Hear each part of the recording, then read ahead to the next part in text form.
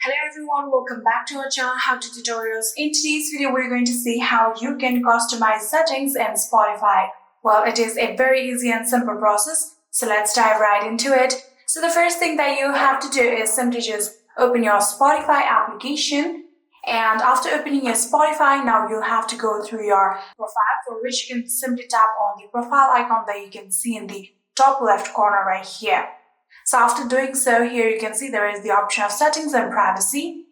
After tapping on settings and privacy, here you can see there are various options, for example, like account, data saving and offlines, playback, content and display, and many more.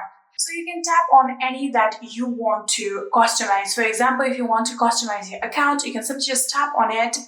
So after tapping on your account, here you can see there is the option of your email. And beside it, there is an arrow. You can tap on this arrow in order to edit it.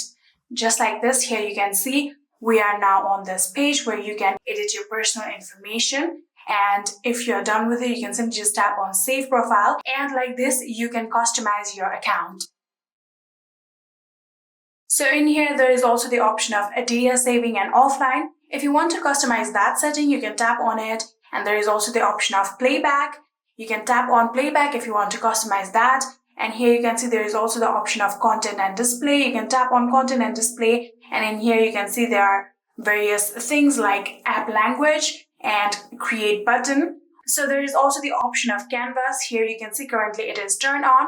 You can turn it off, and you can also turn off this allow explicit content. So if you don't want any kind of explicit content, you can turn off this toggle button and turn off this option. And like that, you can customize your content and display. And if you go back, here you can see there are various other options like advertisement and app and devices, notifications, media quality, and many more. And just by doing this, you can customize your settings on Spotify.